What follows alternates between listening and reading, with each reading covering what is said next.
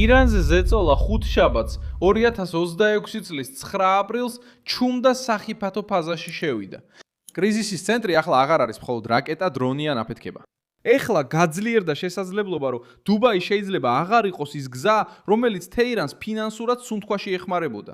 მაშინ როცა ირანსა და შეერთებულ შტატებს შორის ორკვირიანი ზავი უკვე იშლება, ჰორმუზის სრუტე თითქმის ჩაკეტილია და ემირატები ამ ახალი ეტაპის გადამწყვეტ ნაწილად იქცნენ. რა მოხდა პრაქტიკაში? თებერვლის 28-ში დაწყებული თითქმის 6 კვირიანი ომის შემდეგ ირანი ძალიან დაზიანებულია, მაგრამ ჯერ კიდევ აქვს ძალა ჰორმუზზე ზეწოლისთვის. ვინ არის ამ ყველაფრის ცენტრში? ირანის მთავრობა, ემირატები, შეერთებული შტატები და პაკისტანელი შუამავლები. როგორ? თეირანი ცდილობს საზღვაო მარშრუტი ინსტრუმენტად აქციოს. ზეწოლის ინსტრუმენტი, მაშინ როცა ემირატები სწავლობენ რეჟიმის ყველაზე მგრძნობიარე ნაწილზე დარტყმას, ფულსა და სავაჭრო ქსელს, რომელიც დუბაიზე გადის. რატომ? იმიტომ რომ დაპირისპირება მხოლოდ სამხედრო სფეროდან ეკონომიკური გადარჩენის არენაზე გადავიდა. ამ თემის მთავარი საკითხი მარტივია. დუბაი მრავალი წლის განმავლობაში ირანისთვის გამოსასვლელ კარად მუშაობდა, როდესაც სანქციები მკაცრდებოდა, ვაჭრობას, ლოგისტიკასა და ფინანსურ მიმოქცევას უზრუნველყოფდა. ეს არის სათაურის მთავარი ხაზი და სწორედ ეს აძლევს აზრს მიმდინარე დაპირისპირებას. თუ ეს კარი ნამდვილად დაიხურება, რეჟიმი ჟანგბადს დაკარგავს. ეს მსჯელობა არსაიდან არ გაჩენილა.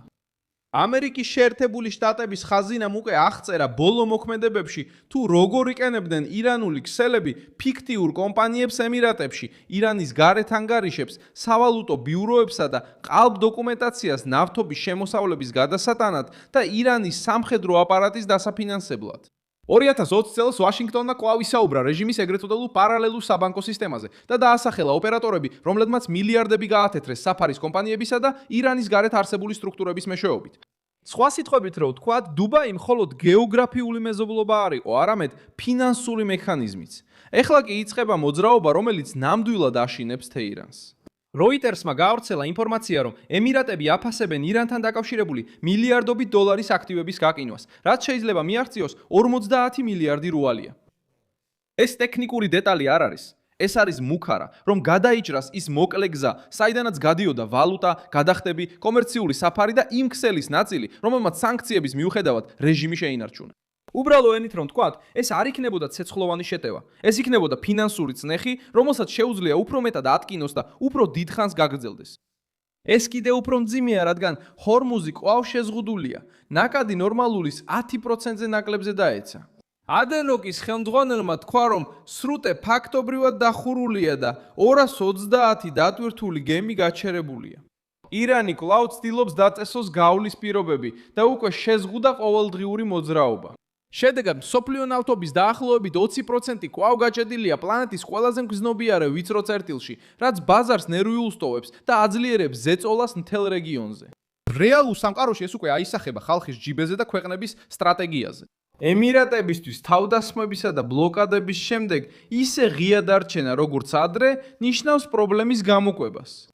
ირანისთვის დუბაის დაკარგვა ნიშნავს დროის, წვდომის, მყარ ვალუტისა და ნდობის დაკარგვას, სწორედ მაშინ, როცა ეკონომიკას ეს ყველაზე მეტად სჭირდება.